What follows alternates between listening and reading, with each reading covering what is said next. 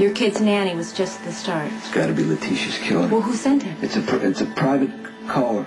I mean, it's a prank, right? Okay, it's a prank. It has to be. Listen. Anybody who knows who I am knows better than to play a trick like this.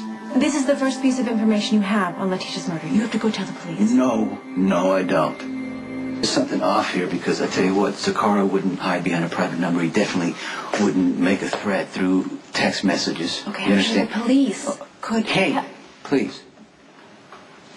Rick is a DA. His father is Anthony Sakara's lawyer. But it's too close to home. The cops are useless to me right now. Sonny, you can't ignore this. I am going to handle this. You got so much on your plate. I'm not going to abandon you. You know, I'm going to help you get back everything that you lost because of Trevor. Okay, all I'm doing right now is stressing over what they're actually going to charge me with and how stupid I was to drive recklessly twice when the third time when I was actually set up, no one believes me. I believe you, so what do you mean? Sonny.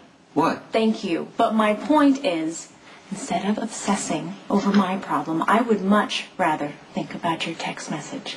Just, will you do it for me? I need a distraction. What? Johnny Zakara had a misunderstanding today with Jason Morgan. That's the first time I heard of that. I don't care how much Johnny Zakara provokes you or your men.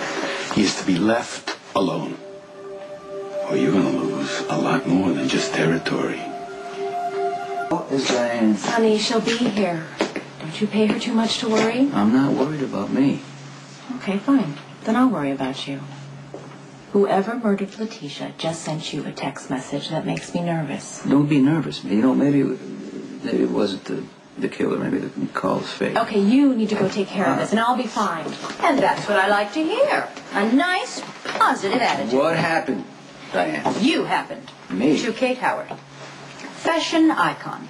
And a perfectly lovely, classy, intelligent woman who is accustomed to Paris in the springtime and Milan in the fall. Did I not warn you about this man? What an emotional disaster he is. Well, you've met Carly. I'm sure she was perfectly normal before. Diane, are you going to bill me for this? Because at this point I'm not hearing legal, brilliance. I'm hearing you lecture me like you do quite a lot.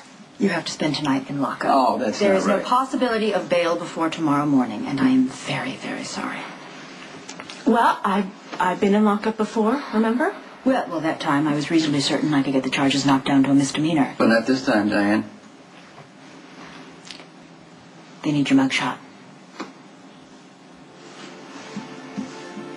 Diane, when I was a girl, I used to go to Coney Island with this guy. This very special guy. And we had our photo taken in one of those, those booths. And we were actually kind of cute together. And every once in a while over the years, I'd be cleaning out a drawer, I'd be redecorating, and I'd come across those photos, and they would always make me smile. So, when I get my mugshot taken today, I will not be thinking of Annie Leibovitz or Mario Testino. I will be thinking of my very special, very cute guy and all the fun we had in Coney Island.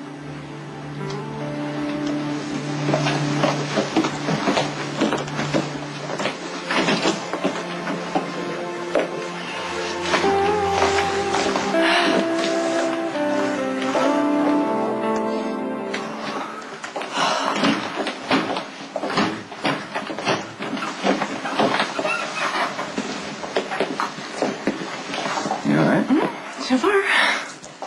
You want to know something funny? The reporters are more interested in what I'm wearing than what I'm actually accused of.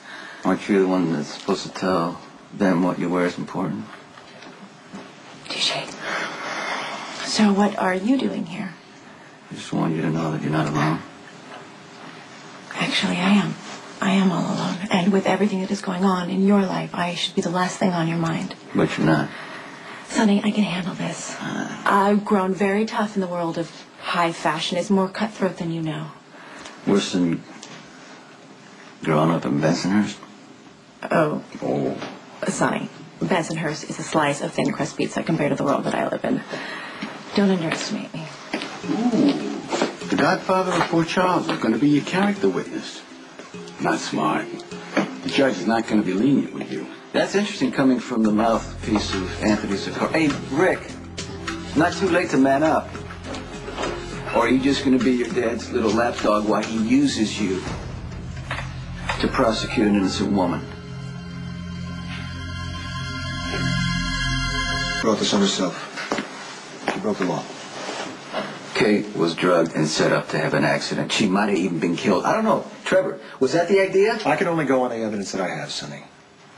Really, I so wish that I could give Kate special treatment because of her celebrity status, but I'm sorry, I can't do it. I'm sure you're smiling really pretty for the press. You got to make sure that your makeup's good when you're on camera, Rick. Give it up, Sonny. You really are his son. And that's nothing to be proud of for either of you. Judge Parr is getting ready to come in.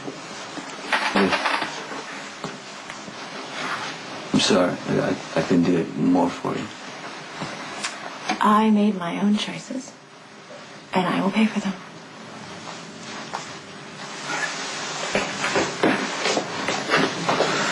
Mr. Lansing, a word, if you please. Hey, you should know that the sole reason you're going to lose everything is Sonny Corinto. I haven't lost anything yet, Trevor, and if I do, I'll know exactly who to blame.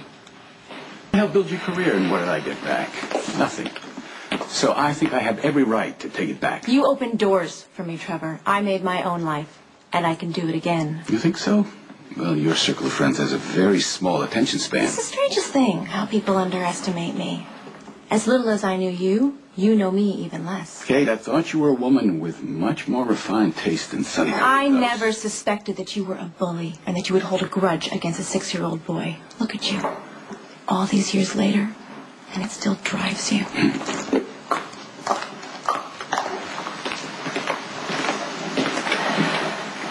Okay. Now, when the judge questions you, speak simply and plainly. Whether or not you were drugged is irrelevant at this point, because you have priors. So, be humble and filled with remorse, and make it convincing. All rise. The Honorable Judge Parr presiding. Case number 7624. The State of New York versus Catherine Howard. Court is in session. You may take your seats. Mr. Lansing, does the District Attorney's Office have a recommendation in the matter before this court? Yes, we do, Your Honor. This is Miss Howard's third offense of this nature, each one being more flagrant than the last. We recommend that the defendant receive a fine and the maximum jail sentence. I have driven recklessly 3 times, and I thank God that no one was hurt. I can assure you that I have learned a valuable lesson about not driving under the influence of alcohol or emotion. It is with great humility that I remind the court that I am a public figure. I am in the fortunate position of being able to influence people, and I would like to use that influence in the service of others. I ask for your consideration in this regard, and I leave it up to your wisdom, Your Honor. That was very moving, Miss Howard. And you do seem sincere. But I'm afraid it's too little, too late. It is my responsibility to make sure that a public figure such as yourself is not above the law. Preferential treatment is not justice in my court. That said, I'm prepared to sentence you.